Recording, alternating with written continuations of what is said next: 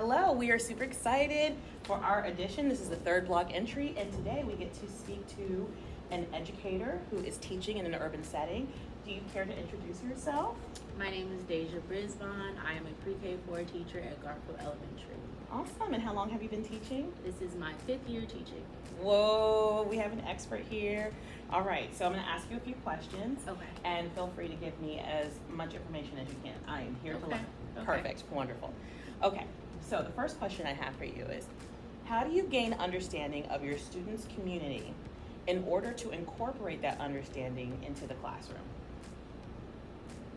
Okay, so I am a teacher for DCPS.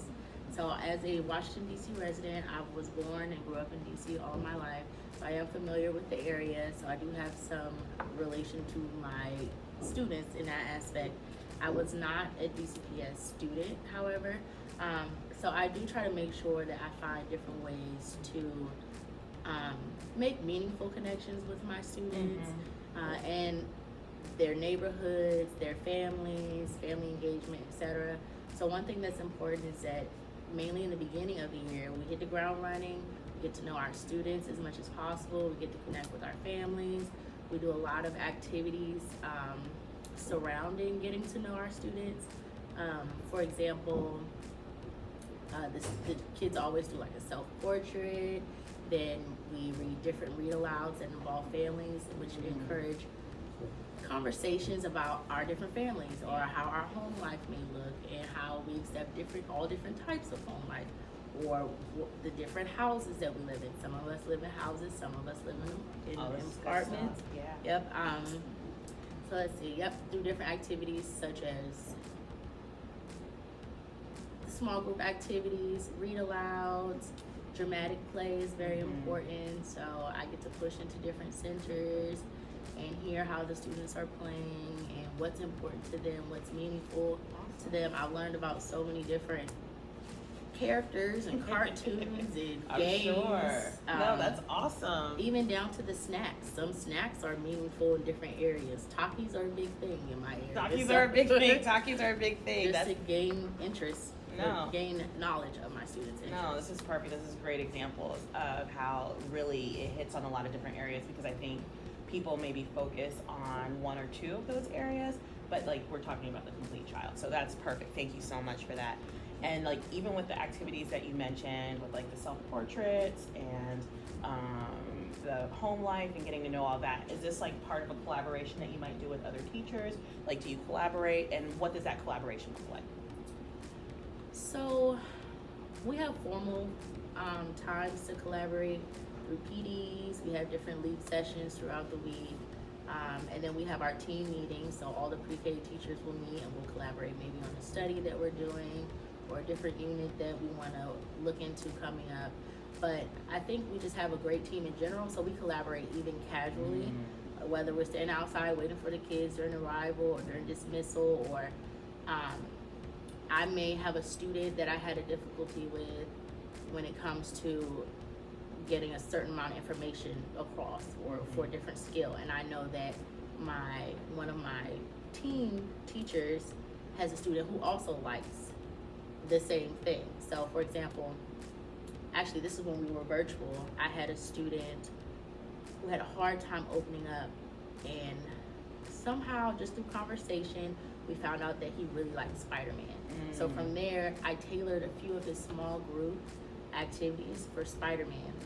One of my co-teachers or one of my other team teachers had the same issue, and I was like, do you know if that child, I know he has a Spider-Man backpack, would you like to try some of the slides that I used for one of my students? She tried the slides, it worked.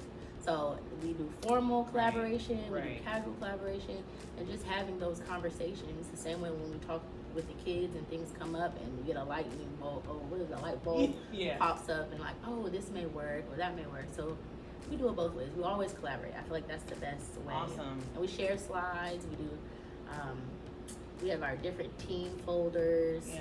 Different drop boxes full of manipulatives and different activities to use. Teacher pay teacher. We always share. So the resources are endless. Yes. Perfect. Yes. That's awesome. That's awesome. So with those, I'm imagining collaborating with the team members and the way that you're getting to know your students.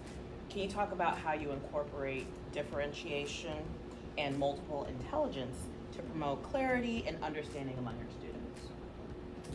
Okay. Okay. So within differentiation,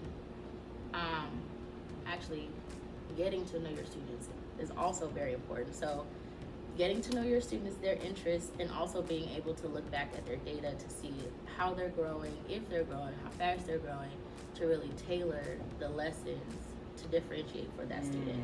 So, for example, with that student that I spoke of with the Spider-Man, I was able to look at the data to see that he really hadn't had that much growth. So I had to turn gears to figure out, like, okay, what can we do to increase his engagement so that maybe he can retain some of the information. Or now, I have a student right now that I'm trying to figure out how to differentiate quantity for him. So I'm looking at the data and I'm like, okay, he really enjoys being in the block area. So I think I'm going to start pushing into the block area during his interest area time, so that one, it's meaningful for him because he loves to go to the block area, use the trains, etc. Cars, maybe we can count cars, quantify cars, etc. I think that's what you're asking. Yeah, exactly. And then, like, when you consider the different multiple intelligences, like kids who lean on maybe like musical or kinesthetic or science, like how does that look in the classroom? Especially in a pre-K classroom, it's everywhere. We reinforce most of our skills throughout the day. So if you're a visual learner, a physical learner, kinesthetic learner, you get one point of the day where you're able to hopefully retain some of that information. Whether it's through a whole group instruction, small group instruction, buddy instruction. Sometimes we pair the kids up, even in their play areas, dramatic play, interest areas. We're also still weaving in skills throughout the whole day. Excellent. So if you miss it one place, you'll miss it another place. So many different opportunities. Gain it another so many different opportunities. No, that's great. And so this is a pre-K classroom, and so people might think this is a funny question, but it actually really pertains even to preschool. Preschoolers learning out here. But how do you communicate to the students what is expected to be mastered by the end of, let's say, the learning period? For one, we always state objectives for kids. Whether they understand all of the language, some of the language, or none of the language at all, you still should state the objectives and they understand this is what we're doing, this is how we're going to do it, and this is hopefully where we're going to end up. And I usually reiterate that throughout the whole lesson, whether it's a whole group lesson, a small group lesson, just reinforcing those expectations and letting them know what they're doing and what we're working towards. I feel like it's important. And we even usually follow up with an exit activity. So to see like who reached the goal, who may be in the middle, we're gonna have to keep working on it, and who may need reinforcement somewhere else. Who I might have to push into a small group later, or push into their interest areas or while their play area to reinforce the skill. No, super fascinating and like very helpful. Like I can visualize what you're talking about. Couple more questions. Thank you so much. Thank you so much. All right. What strategies do you use to make your students feel value and capable? And I feel like we've already talked about a lot of this, like getting to know your students, but what else, or if there's anything to add, do you use to help your students feel valued and capable? Okay. So I'm thinking because there's so many. So we start our day, we usually start with a strong start. So when students come in, they're immediately greeted by everyone. To make them feel that it's a safe space, to make them feel confident and ready to learn. So usually they come in, they either get like a fist bump, a hug, whichever they feel comfortable with. Sometimes they don't want any at all, and that's fine as well, because you may be having a rough day, but it's okay to have a rough day here. You know that you're still loved, you're still encouraged to do your best, whatever your best is for that day. So they're valued in that way. We also do a lot of SEL activities. Through our read alouds, we may have different discussions based on our feelings or how we're feeling, how we should treat others. Or even sometimes if I feel that the classroom is having a hard time with one aspect of something, for example, sharing, we may watch a video on sharing and we may discuss different ways we can increase the sharing. in our classroom, or how we can encourage others to help everyone, and how we want to make sure it's a safe space for everyone. Even in the beginning of the year, our classroom rules, the students come up with the classroom rules themselves. Oh, that's great. You have autonomy too. Just Yep. them sharing into it, being invested in the rules. Right. So if they're invested in, you all came up with the rules, so it's important for you to hold yourself and your classmates I love accountable. it. I love that. So these are different ways that we try to make sure that all the students are valued. We Yeah. try to make sure we have pictures and class work up for everyone to encourage everyone. Class dojo, we do star of the week. We reach out to parents. Yeah. Hitting all of it. Yeah, Really? we try our best. I've been telling you We try that our it best. sounds like a busy classroom. Yeah. A Our busy songs classroom. incorporate their names in Right. it. Oh, I love it. I love it. All right. One last question. What ways do you promote clarity in supporting students' value of learning?